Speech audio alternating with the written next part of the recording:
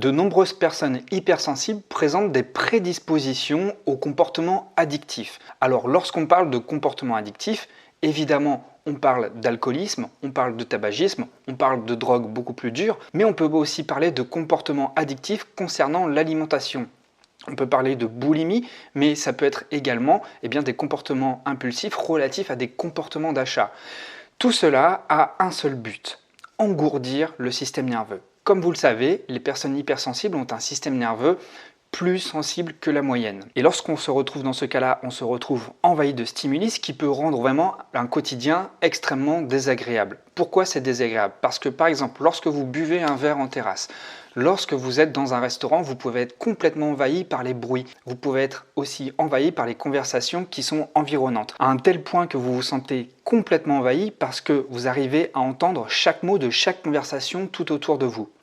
Donc pour cela, malheureusement, on a pris l'habitude d'avoir des comportements qui nous engourdissent un peu. Alors pour la plupart des personnes, s'engourdir, c'est s'engourdir légèrement, c'est-à-dire c'est boire un verre de vin. Donc là, il n'y a évidemment rien de grave, ça fait partie en plus de notre culture. En revanche, pour certaines personnes, cette recherche d'engourdissement répond à un appel de détresse. Cette détresse se matérialise par cette tonne d'informations qui nous arrivent de plein fouet dans nos systèmes de traitement de l'information et qui en plus sont traitées de manière très profonde. Donc ce n'est pas des informations qui passent de manière superficielle comme un nuage, comme ça, ce sont des informations qui vont être traitées en profondeur. Donc vous comprenez que c'est complètement envahissant pour une personne qui est victime de cela. Et puis le fait d'avoir un système nerveux très sensible donne également naissance à des sentiments d'anxiété. Pour calmer ce sentiment d'anxiété, une nouvelle fois, on a recours à des comportements addictifs. Donc comme vous le savez, l'alcool engourdit, mais aussi la nourriture. La nourriture a aussi un pouvoir apaisant. Outre le fait qu'existe ce besoin de s'engourdir lorsqu'on est surstimulé, les systèmes nerveux très sensibles sont également sujets à tout ce qui est trouble de l'anxiété et trouble de la dépression nerveuse.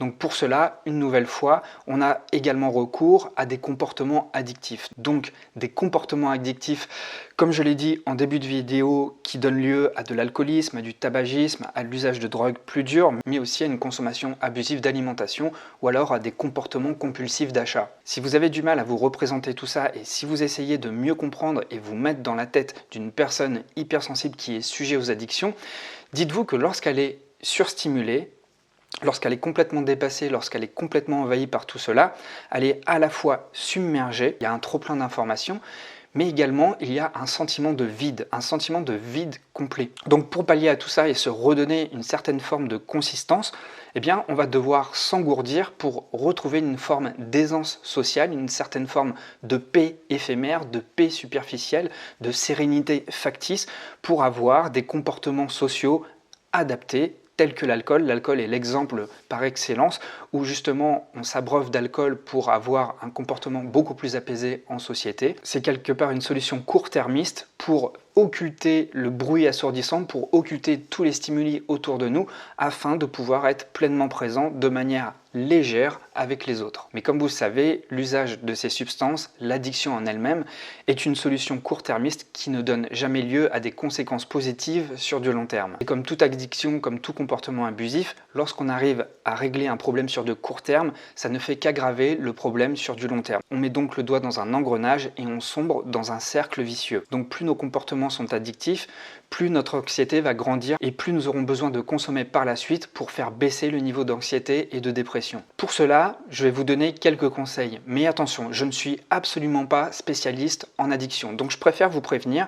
Et si vous avez ce problème-là, je vous encourage vivement à faire vos recherches et à aller beaucoup plus loin dans cette démarche. La première chose à faire, si vous sentez que vous êtes très sensible, trop sensible pour avoir un quotidien apaisé, un quotidien serein et que vous avez recours à des comportements addictifs, c'est de suivre une psychothérapie. Et là, vous faites un vrai travail de thérapie avec un professionnel. Maintenant, mes conseils personnels sont les suivants. Ce que je vous conseille, dans un premier temps, c'est d'éviter les environnements déclencheurs. Vous le savez, si vous avez par exemple tendance à boire excessivement, ça se passe principalement dans des lieux sociaux. Donc si vous pouvez éviter toutes les situations déclencheurs comme les lieux sociaux, c'est-à-dire les terrasses, les bars, les restaurants, dans un premier temps, ça peut être bien parce que ça va vous faciliter la vie, ça va vous aider à ne pas succomber à la tentation. Et puis aussi dans les situations déclencheurs, il y a les relations. Et oui, lorsqu'on se construit un quotidien avec des habitudes négatives, des habitudes passives, des habitudes qui sont empreintes d'addiction, eh bien on a les relations qui vont avec. Donc si vous prenez conscience de cela pour votre bien-être, même si vous appréciez ces personnes, essayez peut-être d'espacer beaucoup plus vos rencontres afin de moins être tenté par la consommation d'alcool. Le second conseil que je peux vous donner, c'est de prendre conscience des effets à court terme versus les effets à long terme. Lorsque vous vous sentez mal, lorsque vous vous sentez submergé, lorsque vous vous sentez mal à l'aise, anxieux, dépressif, évidemment, la prise de drogue à l'instant T va vous faire du bien. Ça va vous apaiser, ça va engourdir votre système nerveux, vous allez vous sentir plus serein, plus en paix, bref, vous êtes plutôt anesthésié. Mais si vous prenez un petit peu de recul, vous savez mieux que moi que sur du long terme, eh bien, les conséquences vont être encore plus désastreuses. Plus vous consommez, plus vous habituez votre organisme à un certain niveau d'anesthésie, plus vous aurez besoin de substances pour pouvoir anesthésier votre corps. Donc là, je fais vraiment appel à votre esprit logique. Vous savez pertinemment que sur du long terme, ce quotidien, ces habitudes ne sont pas viables et sont complètement néfastes pour votre santé, pour votre vie sociale, pour votre vie familiale, bref, pour tout. Le troisième conseil que je peux vous apporter, c'est de décharger autrement votre surstimulation. Il y a d'autres solutions que l'alcool, il y a d'autres solutions que les drogues dures, il y a d'autres solutions que les substances qui sont toxiques pour votre corps et votre système nerveux. Vous pouvez par exemple choisir un sport intense, vous pouvez choisir la course, vous pouvez choisir quelque chose comme la boxe. La boxe va vous aider à vous défouler. Tous les sports intenses vont vous aider à drastiquement baisser l'activité de votre système nerveux. Vous allez par la suite vous sentir beaucoup plus apaisé. Je prends aussi comme exemple l'apnée. L'apnée sous l'eau est quelque chose qui détend énormément. Alors, puisque je parle d'apnée, je peux aussi vous parler de cohérence cardiaque, puisque j'en parle dans presque toutes mes vidéos.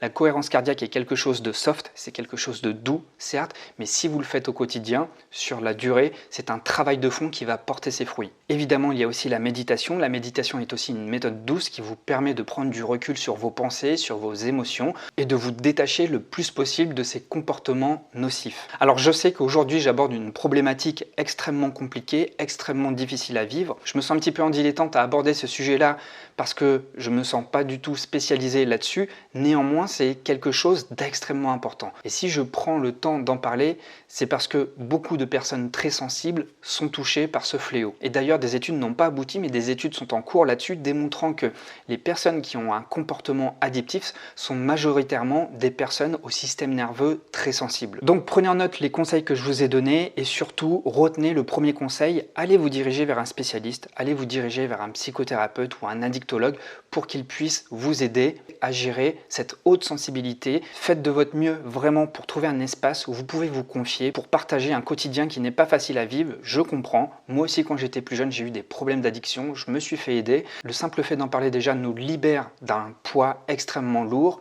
et ensuite le fait d'être accompagné nous renforce, ça nous donne un appui supplémentaire et vraiment ce que j'ai envie de vous partager avec vous, c'est votre vie à long terme, votre quotidien à long terme. Parce que lorsqu'on a des conduites addictives, on regarde que sur le court terme. On traite au jour le jour notre système nerveux. Au jour le jour, on fait tout pour se mettre une piqûre d'anesthésie, quelle que soit la substance que l'on prenne, de l'alcool, du cannabis ou d'autres choses. C'est vraiment que des visions court-termistes. Maintenant, ce qui serait bien, c'est vraiment que vous vous engagez dans un système vertueux. Un système vertueux a pour but de voir à long terme. Qu'est-ce que vous pouvez faire sur du long terme? Qu'est-ce que vous pouvez faire au quotidien pour améliorer votre situation sur du long terme? Voilà, c'était tout pour aujourd'hui. Si vous doutez encore sur le fait que vous êtes une personne hypersensible ou pas, vous pouvez tester votre niveau d'hypersensibilité.